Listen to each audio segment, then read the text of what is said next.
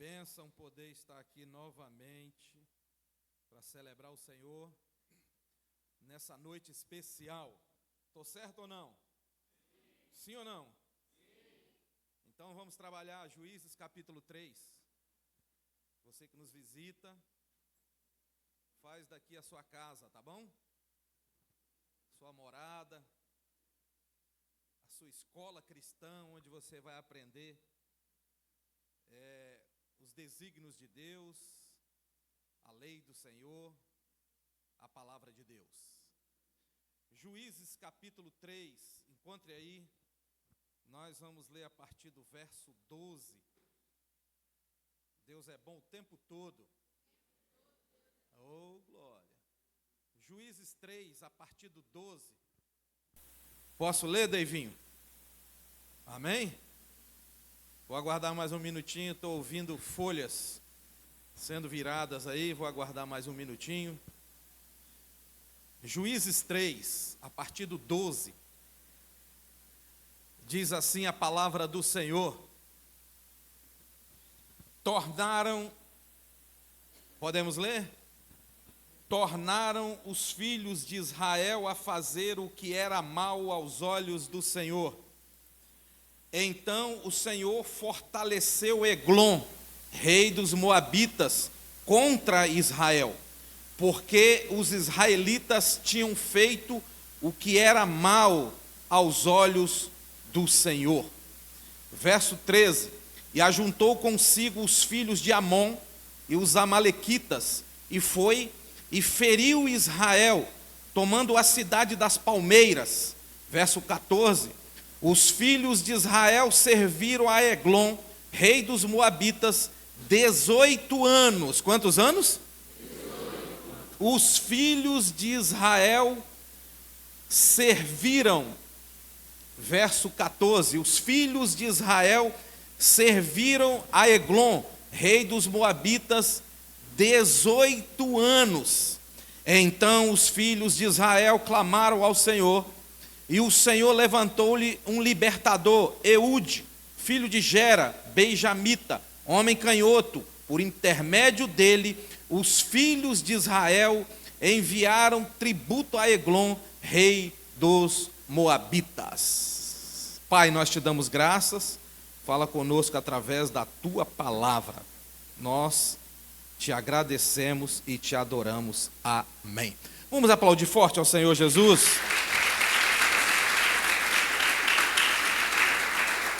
Meus irmãos, nós vamos introduzir da seguinte maneira.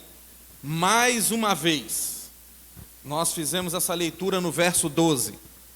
Mais uma vez, tornaram os filhos de Israel a fazer o que era mal aos olhos do Senhor. Então vamos introduzir essa palavra usando aí essa frase, mais uma vez.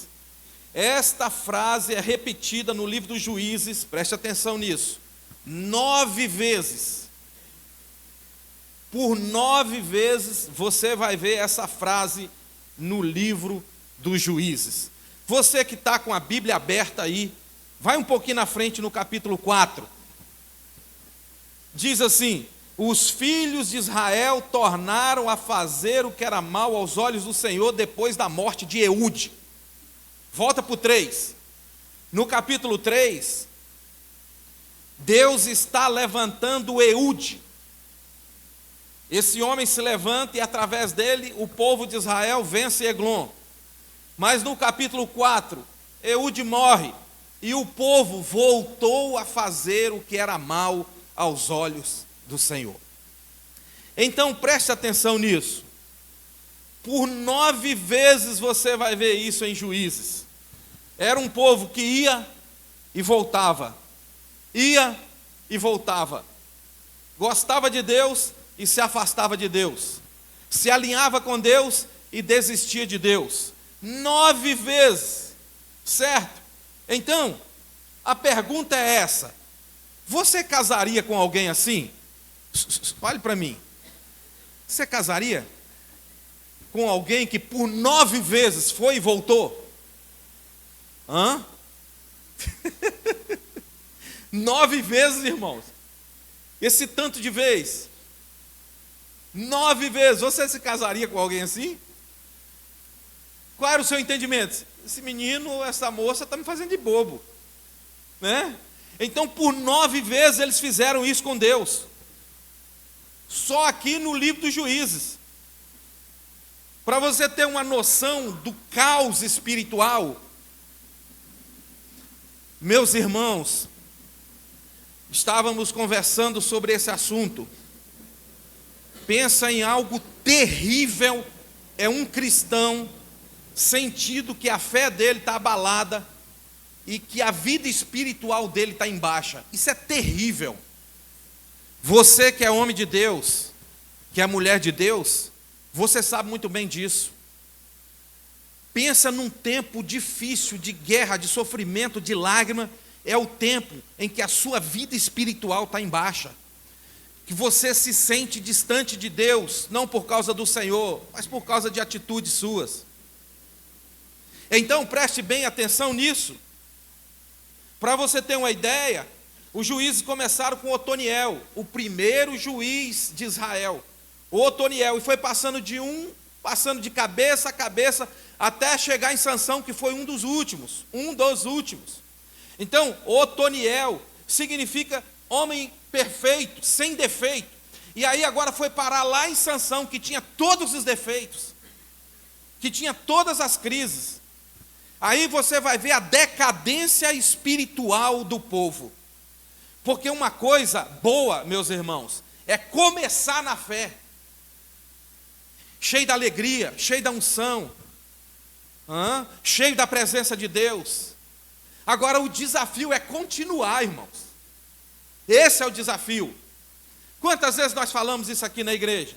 Quantas pessoas chegaram aqui cheias do poder de Deus e passou 1 ano, 2, 3, 4, foram embora?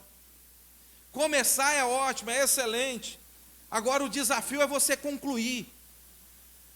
É chegar lá na frente e comer do fruto da árvore da vida. Aquele que permanecer, aquele que persistir, aquele que continuar. Esse é o desafio, meus irmãos. Tem gente aqui que recebeu o Senhor Jesus com 10, 12, 15 anos e está disposto a entregar os seus últimos dias ao Pai. Mas tem gente que não suporta a pressão da caminhada, as adversidades, as guerras, as lutas, as tempestades. Certo? Então, por 9 vezes esse povo vai e volta. Por 9 vezes eles chegaram diante de Deus, se alinhando com Deus e depois se afastando de Deus. Aí você vai ver uma decadência espiritual terrível. Triste demais ver isso. Você pega uma história dos juízes e lê o que Deus fez na vida desses homens. E depois esses homens lá na frente, desistindo de Deus, virando as costas para o Criador. E o que isso tem a ver conosco hoje? Tudo, irmãos. Tudo. Quantas pessoas, quantos homens e mulheres começam assim, nessa alegria e nessa unção, e lá na frente já desistem, já abandonam a palavra, já abandonam a igreja, já abandonam o Senhor. Você vai ver a decadência. Mas como começou com Otoniel, o juiz perfeito, o homem perfeito. Se você procurar a biografia dele, de Otoniel, você vai achar pouquíssimas coisas, quase nada. Por quê? Porque Deus não deu holofotes a ele.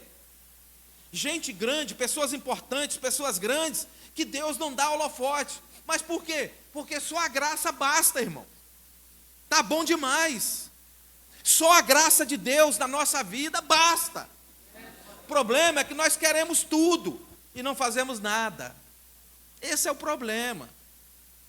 Mas se nós temos no coração e na mente que só a graça de Deus nos basta, nós somos felizes.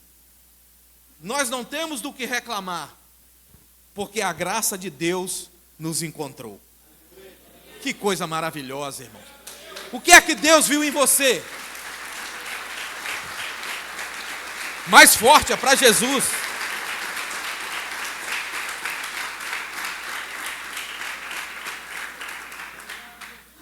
Diz para mim, o que é que Deus viu em você, para que com a mão forte dele, ele trouxesse você até a presença dele. O que em você chamou a atenção de Deus? Ixi. O que é que foi? É essa graça que basta. Ao olhar Juízes capítulo 3, a gente vai ver a decadência espiritual do povo. Isso é um perigo. Diga-se, abre parênteses aqui, isso é um perigo, irmãos. O que está de pé, cuide-se para que não caia. Isso é um perigo. Então você vai ver a decadência espiritual. Até que em Juízes 3 nós lemos aqui que novamente eles fizeram o que era mal aos olhos do Senhor. De novo, outra vez, mais uma vez. Então a questão é essa. Por conta disso, Deus fortaleceu Eglon. Olha a profundidade disso aqui. Vem comigo, hein? Fica aqui ligado.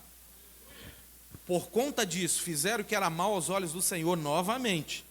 Por conta disso, Deus fortaleceu Eglon. Se você olhar com os olhos humanos aqui, você vai dizer, uai, mas Deus é um Deus vingativo?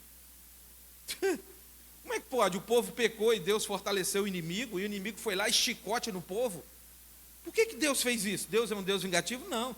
Isso, na verdade, é um ato piedoso, irmãos. Tem coisas que vêm na nossa vida de ruim, é para nos acordar. É para despertar. Você concorda comigo? Tem coisas que acontecem conosco.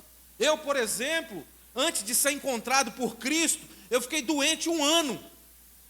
1 ano e 1 mês, na verdade.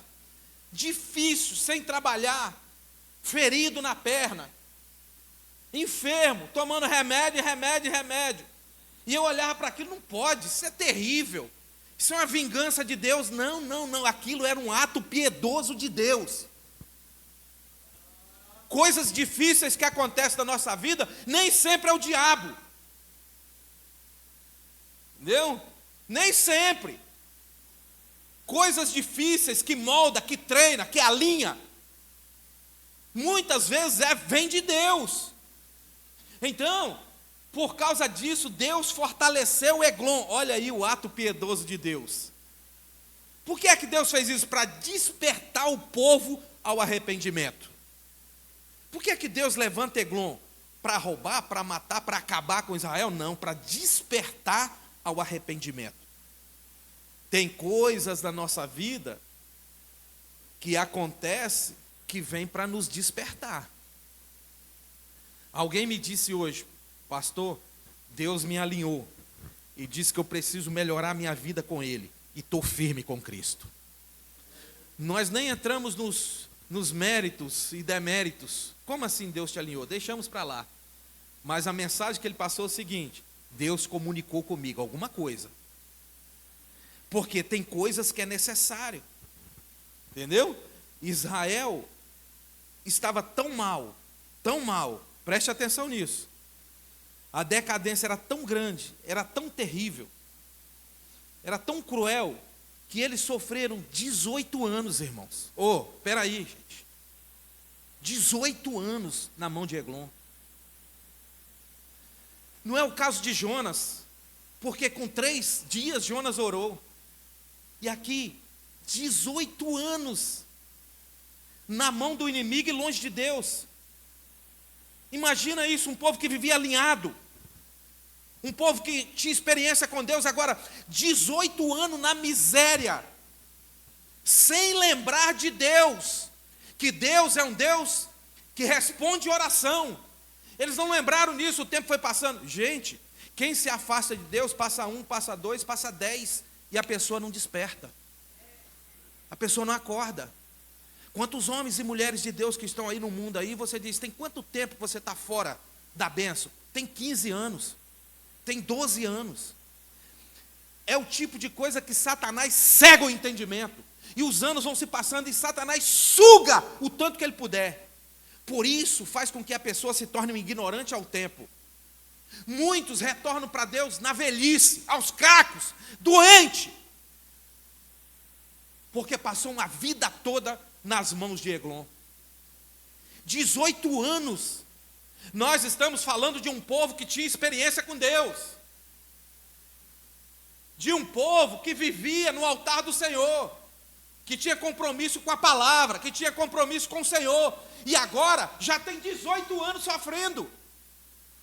Ninguém se desperta para lembrar que o Deus que eles servem é um Deus que ouve oração e muda o quadro. Não tem ninguém para falar isso, irmão. E já se passaram 18 anos. 18 anos levando primícias. 18 anos entregando os seus bens a Eglon. Para pensar nisso. Talvez, senhoras e senhores, tem alguém aqui que já tem um bom tempo que está fora da presença de Deus. Pode ser que tenha alguém aqui assim, nessa situação, e que precisa, de fato, voltar ao primeiro amor, ao arrependimento, voltar para Deus. Tem quantos anos que você está longe? Quantos anos que você está fora? Quantos anos que você não sente a presença de Deus latente no teu coração, na tua alma? Quantos anos você não derrama uma lágrima porque você não sente Deus mais? E você está satisfeito com isso, está bom demais. E você diz, eu não consigo, eu não tenho força. Eu não consigo me levantar. Tem quanto tempo? Precisa lembrar que o Deus que você serviu lá atrás é o Deus que continua te amando. Sabe, continua te amando, e é o Deus que ouve a oração de um coração contrito e arrependido. O problema, irmãos, é permitir ou é deixar com que o chicote estale mais forte nas nossas costas para poder despertar. Eu penso que as coisas não precisam ficar tão difíceis para a gente acordar, para a gente se levantar, para a gente entender que coisa boa é estar aqui na presença de Deus, que coisa maravilhosa é ouvir uma palavra do reino, é uma palavra de Deus, é as boas novas do Senhor. Meu irmão, não custa nada essa palavra bater na porta do teu coração e encontrar pouso, esse coração se abrir. Então, senhores, a verdade é que passaram 18 anos levando primícia, levando recompensa, escravizados por Eglon.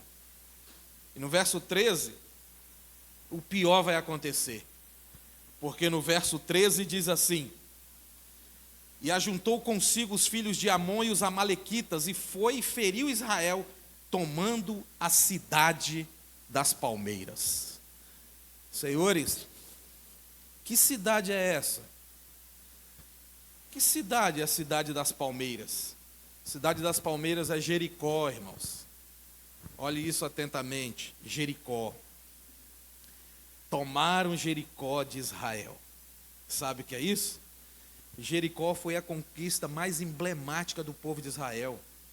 Você fala de Jericó, você lembra com Josué. Você vai lembrar de Josué tocando chofar e rodeando as muralhas. Você fala de Jericó, você lembra da cidade dos muros altos, da cidade dos muros resistentes e fortes, e que Deus derrubou pelo sopro do chofar. E agora eles vieram e tomaram Jericó. Tomaram a sua maior conquista. O que isso tem a ver conosco, irmãos? Preste atenção. O que isso tem a ver conosco? É que, na verdade, aquilo que nós conquistamos com lágrimas, com suor, com sofrimento, com labuta, conquistamos com trabalho, conquistamos com oração, conquistamos com raça, com fibra, através da presença de Deus na nossa vida. E é o que está acontecendo aqui. Jericó, que eles conquistaram debaixo de muita guerra, agora está sendo perdido. Conquistaram com labor, conquistaram com trabalho, e agora está sendo levado, e conosco não muda, é a mesma coisa. Quantas coisas nós conquistamos através do poder de Deus, e que por fazer mal aos olhos do Senhor, fomos perdendo. O próprio inimigo, as nossas atitudes permitiram que nós fomos perdendo. O que é que eu quero dizer? Aquele que fazia a obra de Deus não faz mais. Aquele que sentia a presença de Deus não sente mais. Aquele que cantava não canta mais. Aquele que pregava não prega mais. Esse é o seu maior tesouro, essa é a sua maior conquista. Agora, eles perderam. Conosco não muda muita coisa. Perdemos coisas importantes quando insistirmos em ficar distante de Deus. Certo? Se passaram 18 anos, até que depois de 18 anos, alguém se levantou para lembrar que Deus ainda amava aquele povo. 18 anos, irmãos. Situações que nos cegam completamente e nos faz escravos por muitos anos. Então agora alguém se lembrou, vamos fazer uma oração aqui, porque Deus ouve a oração, já são 18 anos. Então o povo vai orar, eles estavam na eminência, eles estavam pertinho de escrever uma nova história. Entendeu? Pertinho de recomeçar e de receber a libertação. Estavam perto. No nosso caso, irmãos, podemos escrever uma nova história em Cristo Jesus, podemos sim. Podemos fazer isso. Quem aqui está passando por uma guerra terrível, uma luta terrível, mas pode passar e escrever uma nova história. Se você decide, se você aceita essa palavra, se você crê nessa palavra, se você entende que Deus é um Deus que perdoa, que sara, é o Deus que cura, que restaura, e pode colocar você numa vereda da justiça, é claro que isso pode acontecer, irmãos. Pois assim o povo vai fazer, depois de 18 anos eles oraram. Pararam para orar. 18 anos depois. Tá? Gemendo há 18 anos. Eles oram e choram. E Deus ouve novamente a oração do povo. Eu vou fechar aqui, concluir aqui, mais 10 minutinhos. Que Deus ouve a oração do povo e chama Eude. Escute isso atentamente. Agora Deus chama Eude para ser o libertador do povo. Estão ligados? Deus chama Eude para libertar o povo. Mas tem dois problemas aqui, irmãos. Tem dois problemas aqui. Primeiro, número 1, Eude é da tribo menorzinha e mais carente. Número 2, Eude é um canhoto. A Bíblia diz Eude, homem canhoto. Parece uma informação aleatória, desnecessária, não é? Não parece? Mas por que a Bíblia vai dizer que ele é canhoto? O que é que tem isso? Pois é, mas não é uma informação aleatória, nem desnecessária. Eu vou fechar aqui dizendo para você o seguinte. A Bíblia faz questão de dizer que ele é canhoto. Tem dois problemas aqui. Ele é da tribo de Benjamim. A mais carente, a menorzinha. E para piorar, ele é canhoto. Escuta isso. Flávio Joséfo diz que ele era deficiente do braço direito. E agora, por conta disso, ele criou habilidades no braço esquerdo. Se tornou um canhoto. O que isso tem a ver? O que isso significa? Significa que Deus vai lá no improvável. Aleluia. Eu sinto a presença de Deus aqui. Deus vai lá na menor tribo, no menos importante, podemos dizer assim, e tira Eude de lá. Ele é da menor tribo e ele é deficiente. E Deus pega Eude lá para fazer essa obra. Olha como eu sinto a presença de Deus aqui. Se cumprindo, Coríntios 1:27, quando diz que Deus usa as coisas tolas, as coisas pequenas, as vis, as desprezíveis. Deus vai lá em Benjamim e pega Eude, esse homem canhoto, e diz: você vai ser o libertador de Israel. Eu vou conjecturar isso aqui. Eu penso que os amigos dele da tribo e o povo de Israel estão rindo da cara dele. Ah, você está brincando, esse não pode. Deus está brincando com a gente. Esse aí, para que nenhuma glória seja dada ao homem, Deus faz isso ainda hoje, irmãos. Para que saiba que a glória é dele, irmãos. Entendeu? Deus vai lá e fala, é você, Eude, que eu quero. Talvez ele mesmo, Deus, igual como um Gideão, o senhor está brincando, é você que eu quero, mas sou da menor tribo, mas é você. Mas eu sou canhoto, sou deficiente, mas é você. Deus vai lá e pega o improvável. Deus vai lá e pega aquele que não tem capacidade nenhuma para fazer. Ô gente, talvez tem pessoas aqui dizendo, eu quero servir a Deus de uma forma sobrenatural e excelente, mas eu não posso, eu não consigo, eu não tenho capacidade, eu não tenho talento, eu não sei falar, eu não sei fazer. Pois é você mesmo que Deus procura. É você mesmo que Deus quer achar. Para Jesus é mais forte.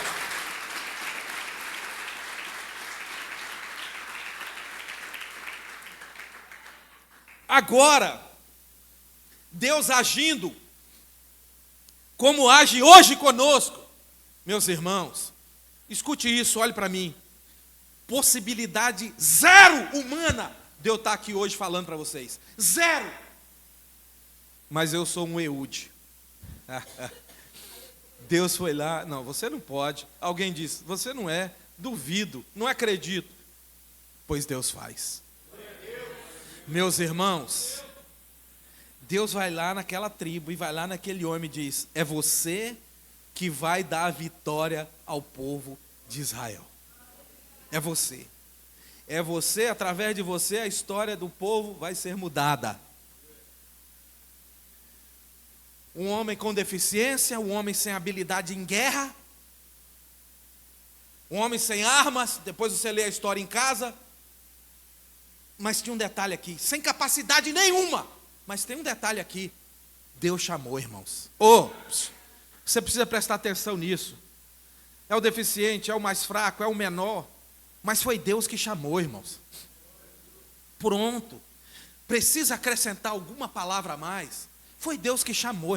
E se Deus chamou, Deus capacita. Deus te capacita para fazer. Foi Deus que chamou, irmãos. Foi Deus que chamou você, família. Foi Deus que chamou você, homem, mulher. Por que temas lá fora? Por que é que você demora tanto a vir para o altar? Por que é que você faz ouvidos ou vista grossa? Foi Deus que te chamou, foi Deus que te chamou. Foi Deus que te tirou das mãos do inimigo de Eglon. Foi Deus que te trouxe à presença dele. Depois de trazer, Deus capacita. É o menor, é o mais fraco, é deficiente. Mas foi Deus que chamou, irmãos. E acabou. E daí? E daí? Se foi Deus que chamou, cabem os outros recebê-lo e aceitarem. Se Deus falou, Eude, você vai livrar Israel, todo outro povo está dizendo, bom, se Deus está dizendo, quem sou eu para falar o contrário? Né, pastora Rosa? O testemunho que você conta 1001 vezes. Nós fomos para Guarapari para a unção de pastores. E está lá a pastosada lá sendo ungido, e o fogo caindo, e a labareda descendo. Mas eu sabia os pastores que seriam ungidos, porque o pastor principal tinha me falado, fulano vai ser ungido. E ela não estava na lista. Aí ela me chamou no canto, Jorge, fala. Deus falou que vai me ungir hoje. Aí eu disse, falou. Mas eu sabia, porque o pastor principal falou, quem vai é esse. Aí ela disse, mas Deus me falou. Deus falou. Bom, se Deus falou que Ele vai te ungir hoje, quem sou eu para falar o contrário? Fim de papo. Acabou a reunião, ela não foi ungida. Quando todo mundo estava embora, o pastor, ei, Rose, faz favor. Deus mandou deitar óleo em você agora. A pastosada, volta para cá.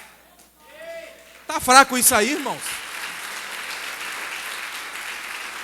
Eu estou dizendo aqui que se Deus chamou, Deus capacita, irmãos.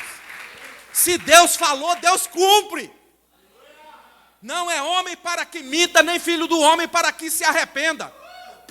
Porventura diria ele e não faria, falaria e não confirmaria. De jeito nenhum, irmãos. Deus falou que vai fazer na tua vida, ponto. Pois é, meus irmãos, Eude é esse mesmo que Deus quer usar, que Deus capacitou e que Deus operou um milagre depois de 18 anos. É muito tempo sofrendo, irmão. É muito tempo. Ministério de Louvor, por favor. É muito tempo sofrendo, irmão. 18 anos. Talvez tenha alguém aqui, escute isso atentamente, hein? Dobre a sua atenção, olhe para mim. Talvez tenha alguém aqui que está numa situação parecida com essa, que diz: eu não consigo, eu não sou capaz, eu não posso, eu sou o menor, eu sou o mais fraco. Mas Deus diz que se você vier a Ele, Ele te capacita a vencer o seu Eglon, o seu gigante, a sua guerra. Por favor, igreja do Senhor, coloque sobre os seus pés. Por favor. Feche os seus olhos. Por favor, não converse e feche seus olhos.